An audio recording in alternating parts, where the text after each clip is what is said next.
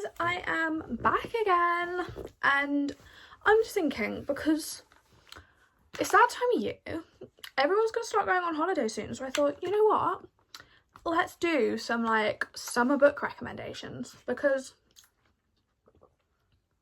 who doesn't love a good summer book? But I've got a massive stack of books here to go through, and I've got a few on my Kindle, some of which I am currently reading. And yeah, I've just finished the Cruel Prince trilogy. So good.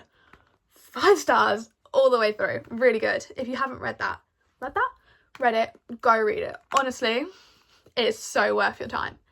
Anyways, so let's start. So I just tried to pull one out of my stack. Everything fell on top of me, which is just a great start. But I'm going to start off with the big stack because this is looking really unstable. So we're going to start off with Done and Dusted by Lila Sage. Now, if you've read the Chestnut Spring series, you've most probably heard about this, or vice versa. But oh my god, I really like this book. Hang on, I'm going to shuffle over so I'm a bit more centered and you can see the book.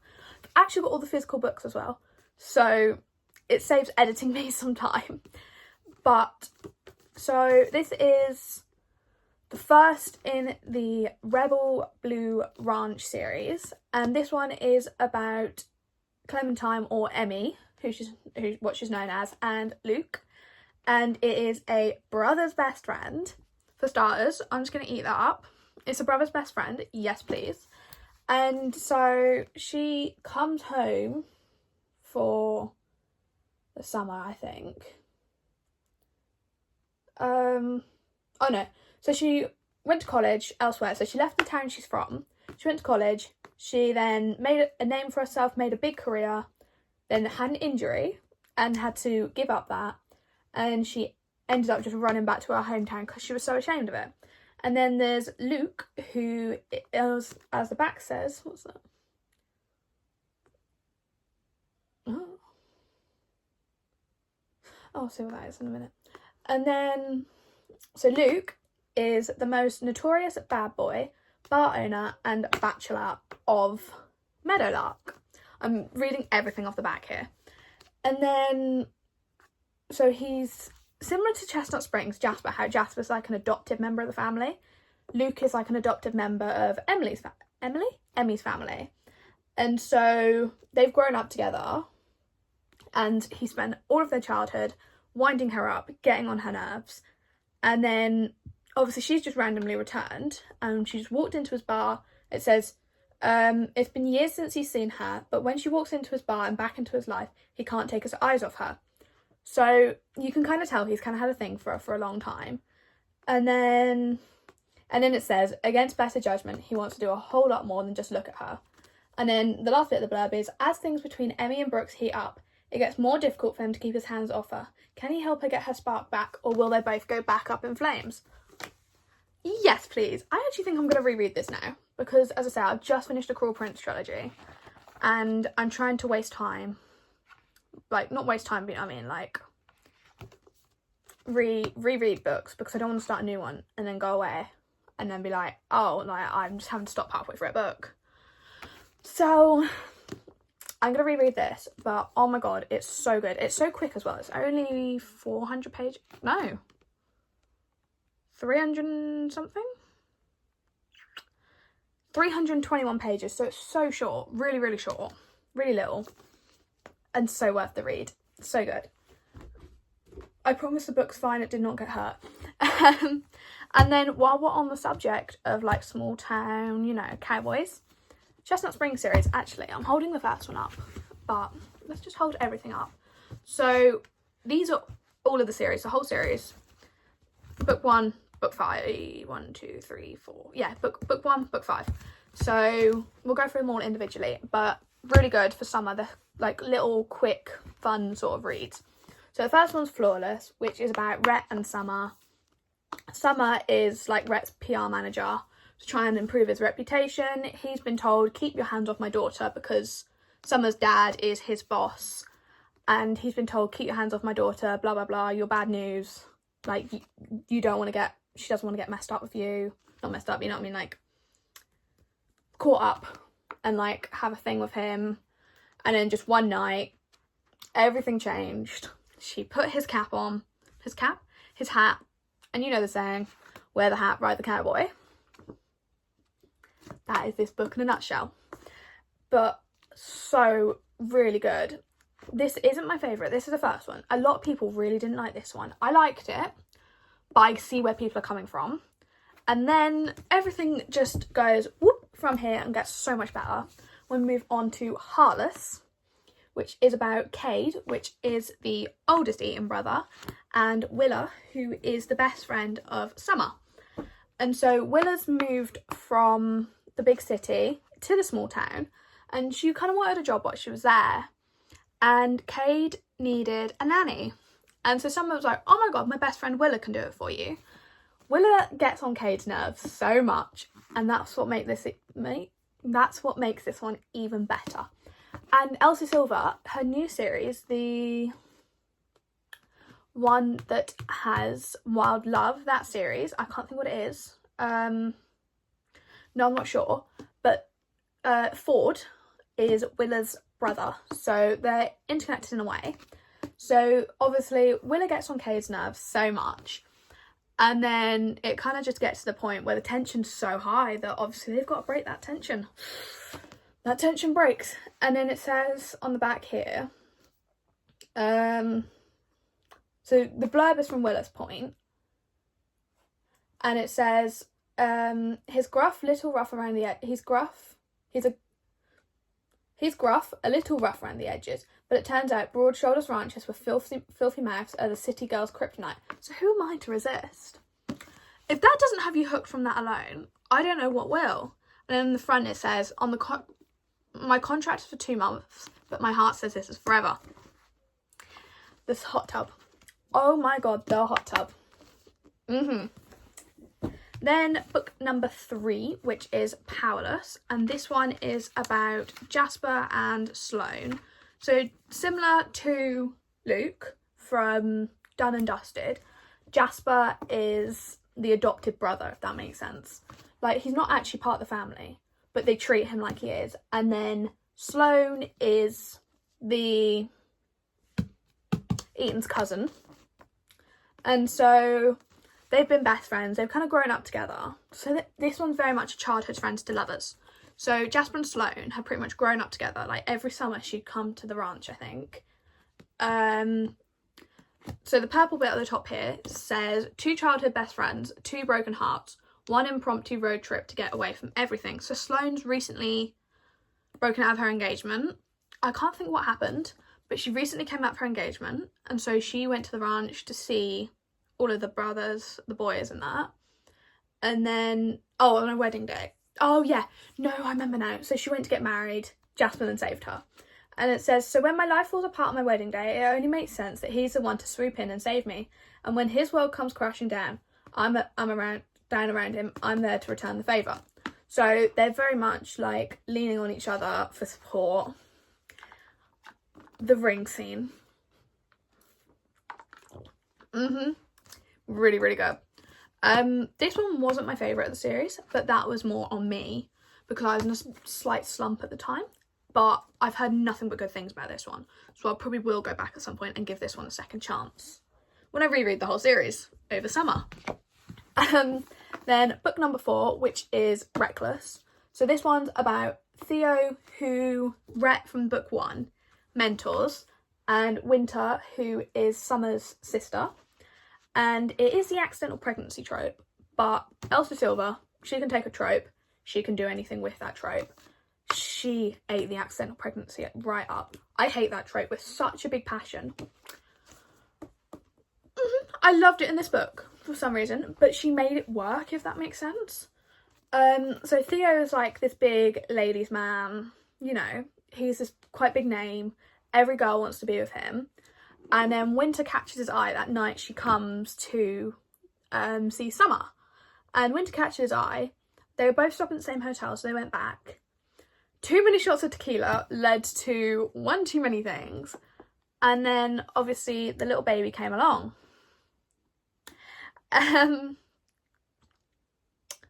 Yeah, and then it says on here, the man is hard to trust and even harder to resist. So Theo is very much irresistible.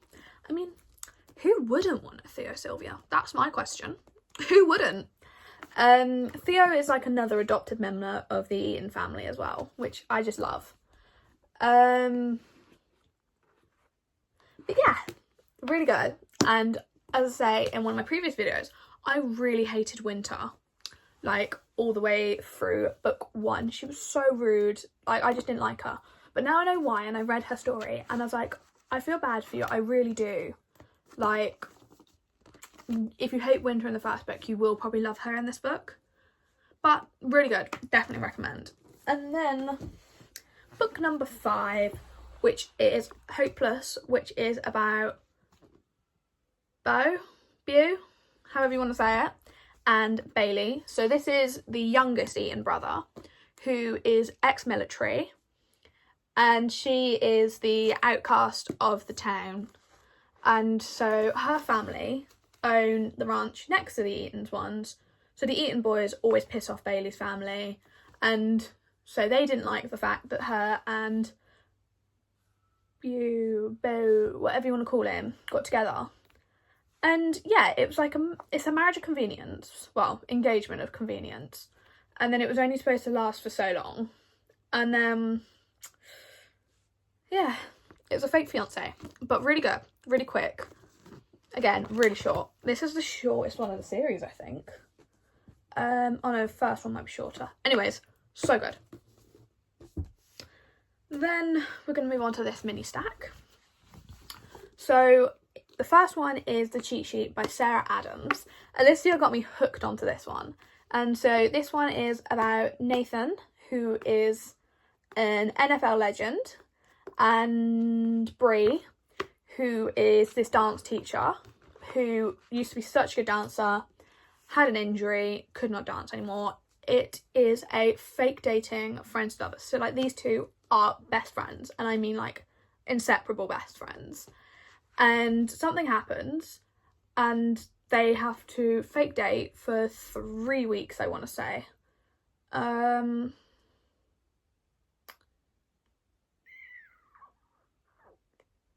Yeah, 3 weeks. They last so much longer than that 3 weeks, but really, really good. Then the next one is The Unhoneymooners by Christina Lauren. Can I just start off by saying I never realised Christina Lauren was 2 separate people until like a couple months back. But I just want to, and again, I also want to say I love this cover so much more than the ugly neon yellow one there is for this book. But I haven't read this in a long time, so I can't remember much about it. So I'm really just going to be reading the blurb to you, which you can find for yourself. But while I'm here, may as well do the job. But this one is about Olive and Ethan. And so it says, Olive is always unlucky. Her identical twin sister Amy, on the other hand, is probably the luckiest person in the world. While she's about to marry her dream man, Olive is forced to play nice with her nemesis, the best man, Ethan. Yet Olive's luck may be on the turn. When the entire wedding party, except for Olive and Ethan, gets food poisoning, there is an all-expensive paid honeymoon in Hawaii up for grabs. Putting their mutual hatred aside, Olive and Ethan head for paradise. But when Olive runs into her future boss, the little white lie she tells him spirals out of control. Forced to play the loving newlyweds, she and Ethan find themselves in closer proximity than they ever expected. Soon Olive finds that maybe she doesn't mind pretending. In fact, she's beginning to feel kind of lucky. So good. It's quite quick. Like, if I remember rightly, their writing style is really easy to like understand. So it's 395 pages, including the epilogue. So it finishes there. It's quite good. Really good. I think they might have changed the cover for this though. Again. Because I think they've rebranded all their covers, I think, but I'm not sure, so don't take my word for it. But no, it's really quite quick, and it was really easy reading. So good. Definitely recommend, and I just smacked that off my knee. That really hurt. First one is Things We Never Got Over by Lucy Score. Look at that. Just look at that. She is floppy. So this one is about Knox and Naomi, who, so she this is my favourite of this series. This is book 1 in the Knock 'Em Out series. I haven't read this in so long, but I love it.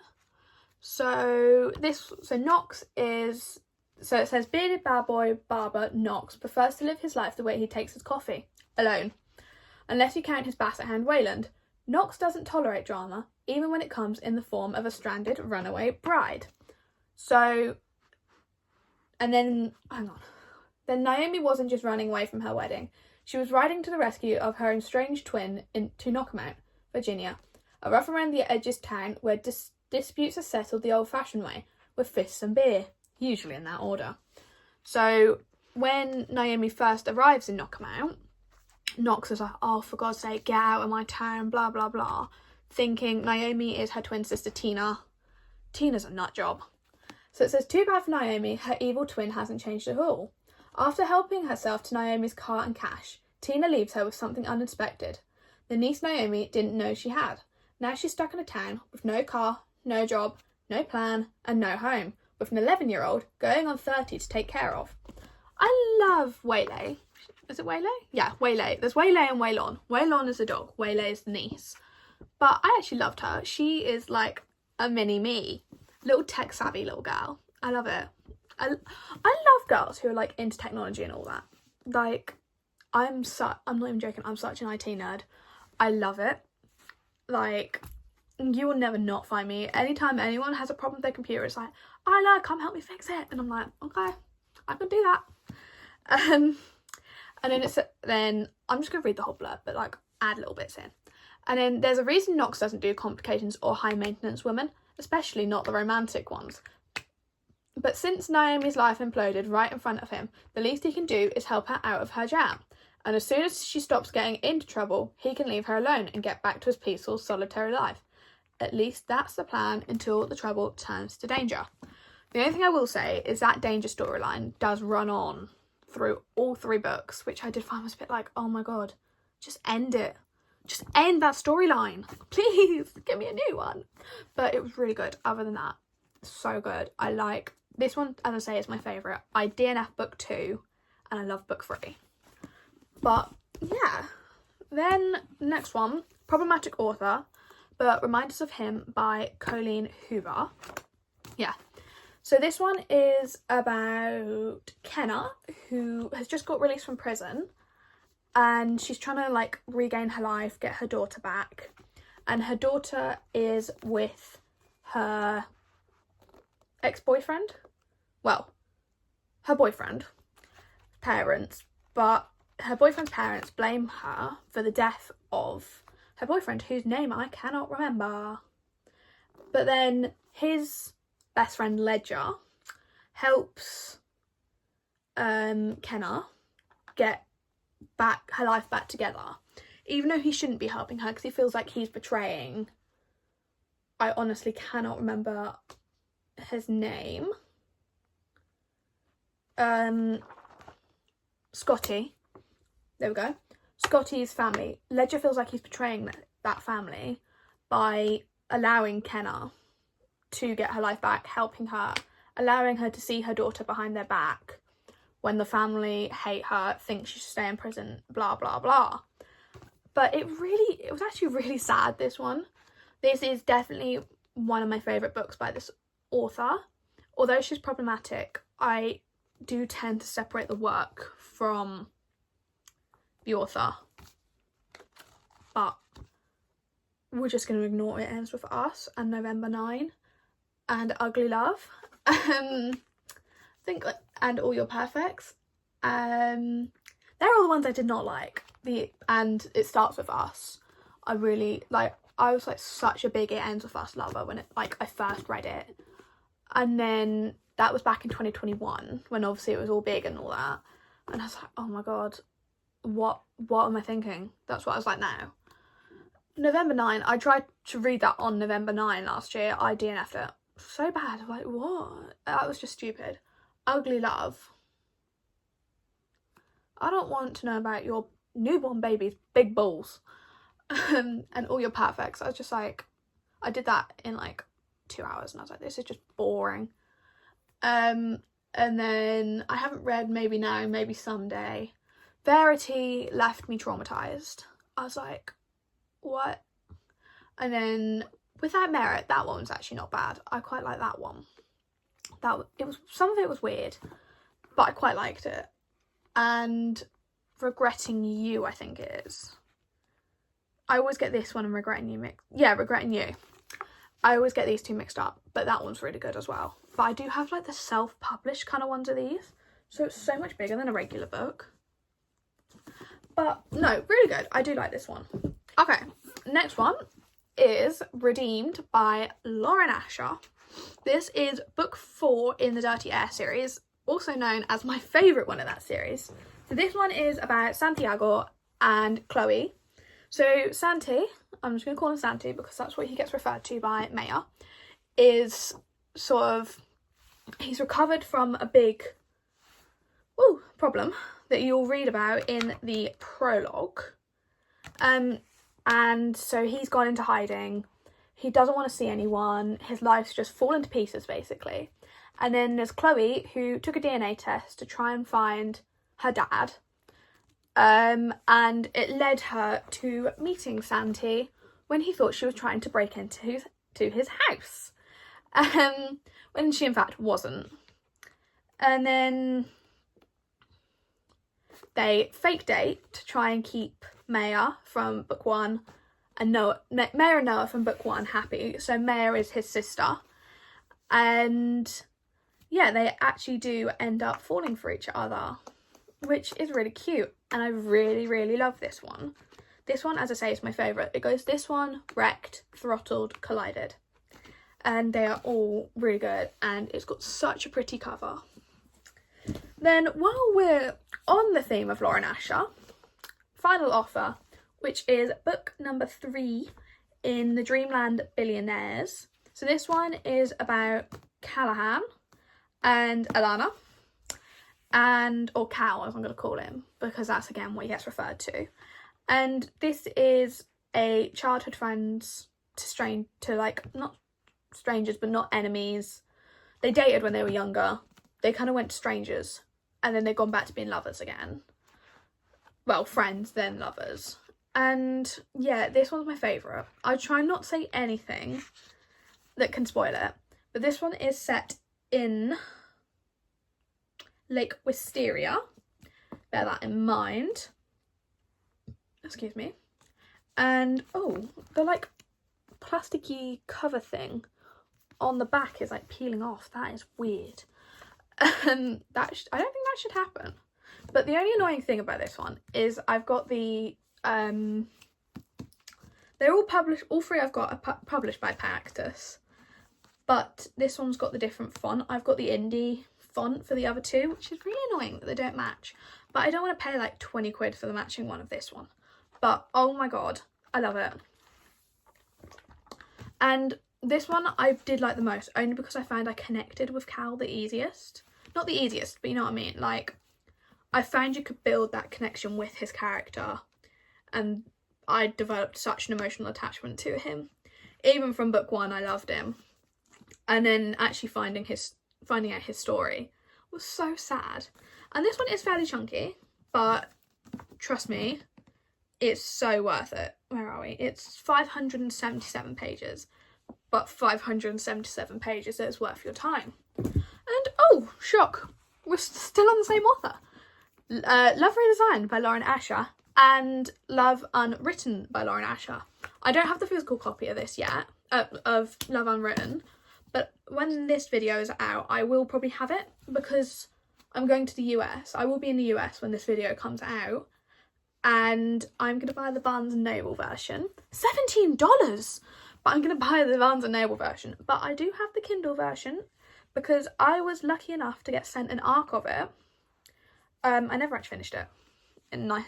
Like, not in the nicest way possible, but like I never actually got around to finishing it because it came on the 11th and then the book came out on the 18th and I haven't had time to really sit and read it. But Love Unwritten and Love Redesigned, book 1, book 2. I'm going to turn this off now. So this one is about Julian and Dahlia, who it's a childhood friends to lovers.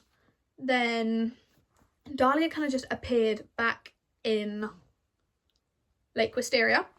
Same setting as the final offer. And so Dahlia just appeared back in Lake Wisteria one night, and Julian and her had a little accident.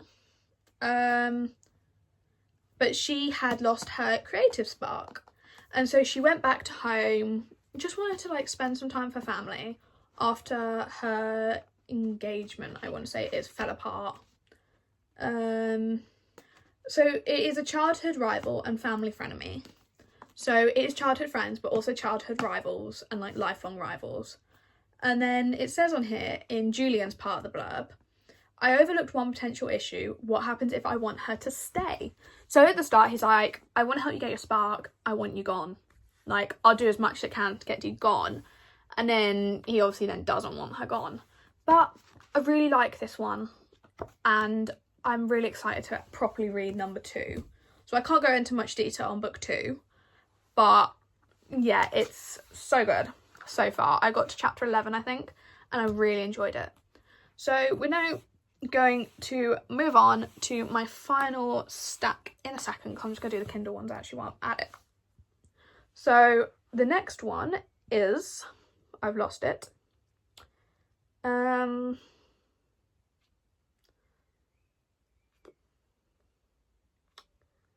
Should be up. Oh, I was looking at it. Our Darkest Summer by Hanga E. Pavel. I think that's how you say her name. She's so lovely. I've spoken to her on Instagram. She is so lovely. So that's the cover. Oh my god.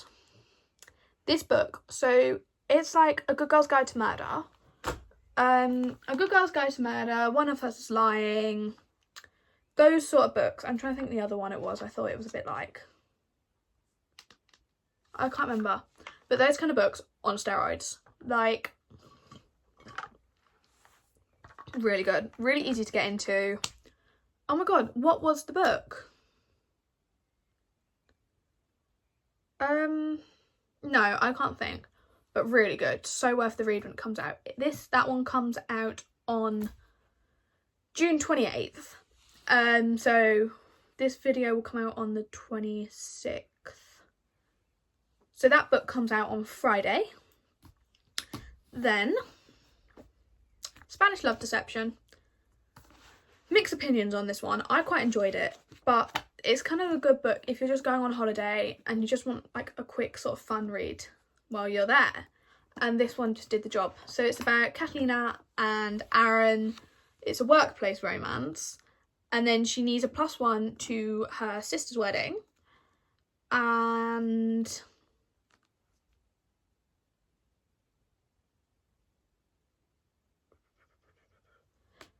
okay, so she lied and said, oh yeah, I've got like this big American boyfriend after her and her previous boyfriend broke up. And so it says Catalina Martin desperately needs a date to her sister's wedding, especially when her little white lie about her American boyfriend has spiraled out of control. Now everyone she knows, including her ex-boyfriend and his fiancé, will be there. She only has 4 weeks to find someone willing to cross the Atlantic for her and aid her in deception. New York to Spain is no short flight, and her family won't be easy to fool. But even then, when Aaron Blackford, the 6'4", blue-eyed pain in the arse, offers to step in, she's not tempted even for a second. Never has there been a more aggravating, blood-boiling, and insufferable man. But Catalina is desperate, and as the wedding gets closer, the more desirable an option Aaron Blackford becomes. Good. But then, even better, about the second one, the American Roommate Experiment. So this one is about Rosie, who is Catalina's best friend, and Lucas, who is Catalina's cousin. And it's a forced proximity because Rosie moved into Lena's apartment while her and Aaron were on the honeymoon because Rosie's ceiling fell in. So she moved in because she has a key. And then one night, the door starts sounding like it's about to get like knocked in. And it's Lucas. And so Rosie thinks someone's breaking in. She phones the police. Then they have a whole little thing. They're like, oh my god, what's going on? Rosie's like, oh my god, I shouldn't be here.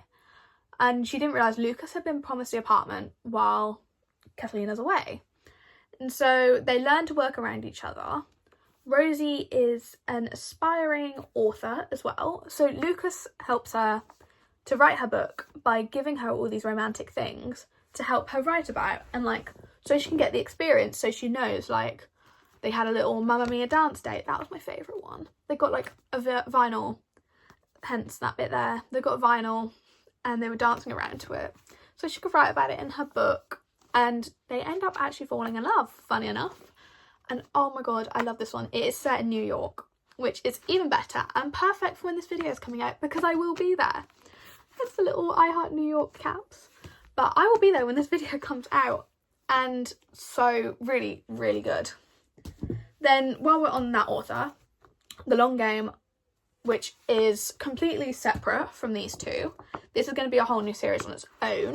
So I went into more detail on this one in my last video. My last video before my last video. So 2 videos back, my sports romance video. So this one is about Adeline and Cameron. And it's very much a forced proximity. Damn amount of water. It's very much a forced proximity, sort of rivals to lovers, I would say. I wouldn't say they're enemies to lovers. Over a little girls' football team. I got fluff in my mouth. But really good. And the spices so much. You're soon going to be able to see this stack. I'm like, what? Hang on, where's the top bit? Okay, you can almost see it. Then the next one is Wildfire by Hannah Grace, which is book 2 in the Maples Hills series.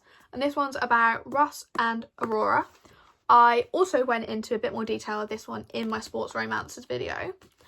So this one is like set at summer camp.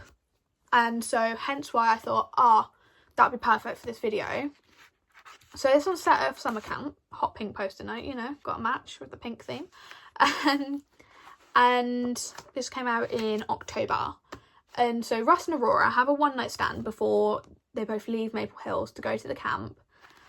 And he goes to the bathroom and she's like, oh my god, is he like not into me in that? So she leaves and he's thinking, oh my god, like I really like her, blah blah blah, trying to build up the confidence in himself. Then she's gone when he comes out of the bathroom. So he thought, oh okay, like we're never going to see each other again, like we can't let that get between us.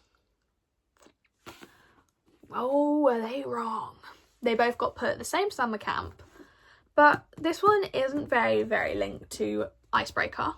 It's a bit more separate, but you still see the Icebreaker characters, which I do like.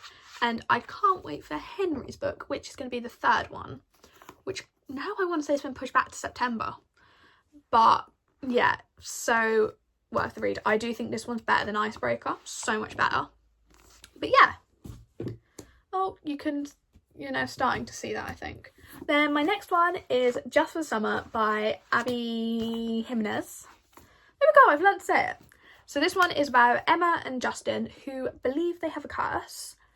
And so they're like, we're going to do 4 dates, talk all the time, 1 kiss, break up, to try and break this curse, because they believe, like, everyone they date, the next person that their ex dates finds their soulmate. So they thought, you know what, if we break this curse, we're both going to find our soulmates. They found their soulmates within each other. And it was really good. The emotions, so good. It's so similar. If you've read any of Emily Henry's books, so much similar to hers. Oh my god. Really good. Really, really good. Oh, since we're on the topic of Emily Henry, Book Lovers by Emily Henry. This one I really did like. This is my first one I read by her. So it's about Charlie and Nora. And Nora is a literary agent. Charlie is an editor. And he's also Nora's nemesis. And it says, Nora's been through enough breakups to know she's the one men date before finding their happy ever after. Similar to Emma and Justin in Just for the Summer. And to prevent another dating dud, Nora's sister persuades her to swap her city desk for a month-long holiday in Sunshine Falls. A small town straight out of a romance novel, but instead of meeting sexy lumberjacks, sexy small town men, handsome doctors or cute bartenders, Nora keeps bumping into Charlie. She's no heroine, he's no hero, so can they take a page out of an entirely different book? I really did like this one, actually. It's a really short one. I want to say it's 360 pages? 373. Yeah, 373 pages. Really short, really good. That's, as I say, my first one I read by her. And again, the cover, I love it. Then there's Beach Read, also by Emily Henry. I haven't read this one yet, so I can't tell you much about it. But I got it off Vinted. And they said it was brand new, no damage or anything. I haven't even opened it. It looks like that. There's a massive scuff on that corner. The spine is cracked. And there's like stuff spilt on some of the pages, I think, if I remember rightly. I can't remember. But I was like, this is not brand new. Like, that was a lie. And you can tell it's been read by the way that sits, like that. And I was like, that is really frustrating. I should have probably complained. But I hate being really, like, annoying like that. But at some point I will buy myself a new, fresh copy that has not been read. Oh, on the back here, that was it. Look, it's all, like, scuffed up. And I'm like, you can't tell me that's brand new. But whatever. But I haven't read this one yet. I've heard nothing but good things about it. But yeah, it's just really frustrating the condition I got it in. And like, look, you'd definitely think someone's read that. Because you know, like when people hold them open with their thumbs like that. Like, you can tell. And I'm like, that's actually not even funny. Like, I'm like, all the pages are creased. I'm sorry, I'm just complaining. But I weren't very happy. But this one's about January. So the blurb says, January is a hopeless romantic who narrates her life like she's the lead in a blockbuster movie. Gus is a serious literary type who thinks true love is a fairy tale. But January and Gus have more in common than you think. They're both broke, they have crippling writer's block, and they write bestsellers before summer ends. The result? A bet to swap genres and see who gets published first. The risk? In telling each other stories, their worlds might be changed entirely. It sounds really good. But yeah, as the title says, beach read. That sounds like the kind of one you would sit on a beach and read. Then, Funny Story by Emily Henry. This is one of my new favourite books. So it's about Daphne and Miles. And so Miles' girlfriend and Daphne's fiance end up having an affair and leaving both Daphne and Miles. And they're both like, oh, like, what do we do now? So Daphne moves in with Miles. And they kind of just try and re-navigate their lives. And, like, the best way to describe it is a trauma bond. But the blurb says, Daphne always loved the way Peter told their story. That is until it became the prologue to his actual love story with his childhood bestie, Petra. Which is how Daphne ends up rooming with her total opposite and the only person who could possibly understand her. Predicament, Petra's ex, Miles. As expected, it's not a match made in heaven. That's until one night, while tossing back tequilas, they form a plan. And if it involves posting deliberately misleading photos of their adventures together, well, who could blame them? But it's all just for show, of course, because there's no way Daphne would actually start her new chapter by falling in love with her ex-fiance's new fiance's ex. Right? But, oh my god, I love it. I love Daphne, I love Miles, and I love this whole story. Really, really good. I just finished this, actually, last week, end of last week. But go read it. Go read that one. And then last but not least is Happy Place by Emily Henry. So Happy Place is about Harriet and Wyn, who were thought to be like this also perfect couple, like picture perfect, but no one knew they'd split up until all their friends gathered them around the beach house for one last time, one last summer before the beach house got sold. And